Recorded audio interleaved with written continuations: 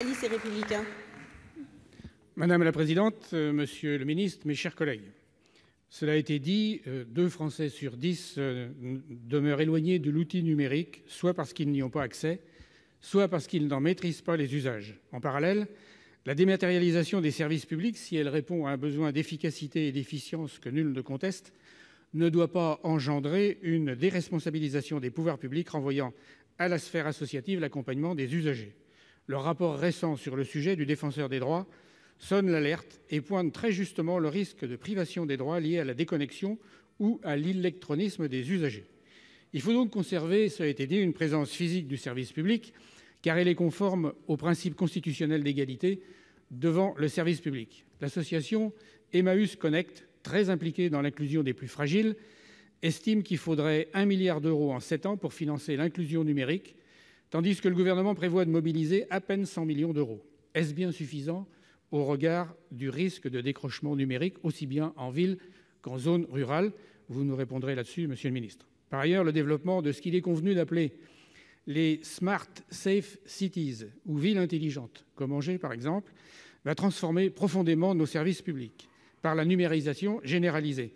Il faudra bien sûr veiller à l'inclusion sociale et technologique des habitants. Aussi, la numérisation pose également la question de la souveraineté, de ce qui avait été bien mis en exergue par le rapport parlementaire de M. Luc Belot paru en avril 2017. En effet, la mise à disposition de données stratégiques utilisées par des applications en tout genre pourrait à terme déposséder les collectivités publiques de leurs services publics locaux. Devant cette nouvelle menace de fracture numérique, l'État prévoit-il des aides financières pour les collectivités pour les accompagner, monsieur le ministre, dans la création de logiciels interopérables et leur permettre ainsi de conserver la maîtrise de leurs données et éviter une privatisation rampante de nos villes? Merci, monsieur le ministre. Madame la présidente, mesdames et messieurs les sénateurs, monsieur le sénateur, alors prolongeons le sujet de ce diagnostic et prolongeons sur le sujet de la méthode. Je vous ai dit, en arrivant il y a 2 ans, nous avons dit que ce sujet de l'inclusion numérique des plus éloignés était une priorité. Puis il y avait une méthode que nous avons eue très tôt qui était de dire qu'aucune solution venant d'en haut ne pouvait fonctionner.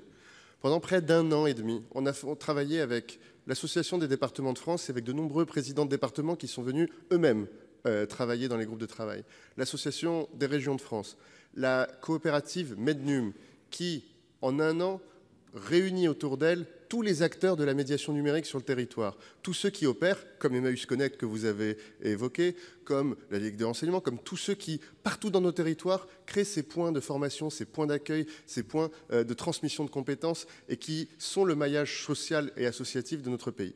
Et c'est tous ensemble que nous avons construit, pendant cette année, la stratégie nationale d'inclusion numérique. Et dans cette stratégie, il y a cette idée que chaque territoire doit recevoir une réponse particulière, que chaque territoire n'a pas les mêmes besoins. Tout à l'heure, on disait 2 Français sur 10. Eh bien, malheureusement, on va se le dire, il y a des départements où c'est 4 Français sur 10 dans le département. Et dans ce cas-là, il faut une mobilisation différente.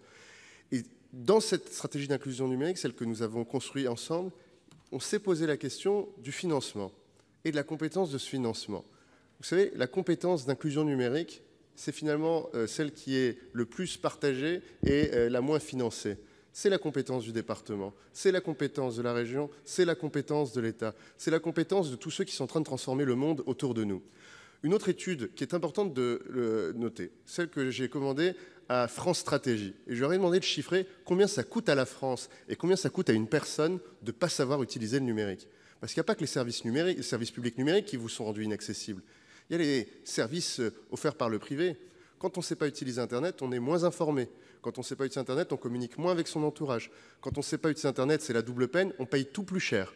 Parce que statistiquement, tous les Français, dès qu'ils dépensent pour acheter un objet supérieur à 100 €, ils comparent toujours en ligne. Quand on ne sait pas se connecter, on souffre de tous ces éléments-là à la fois. Et je reviendrai juste après sur les différentes réponses que nous avons apportées au niveau territorial et sur le financement. Merci. Souhaitez-vous réagir, monsieur Bigot? Vous avez 30 secondes. Oui, j'avais posé des questions sur le détournement des données qui pouvaient être effectuées par les collectivités locales, notamment les données. Je pense que vous aurez l'occasion de répondre là-dessus, parce que là aussi, beaucoup de gens s'auto-censurent dans l'utilisation des services numériques, tout simplement parce qu'ils ne sont pas familiarisés. Or, aujourd'hui, devant l'explosion des données qu'il y a véritablement des gens qui restent en retrait, et ça risque de créer des citoyens de seconde zone.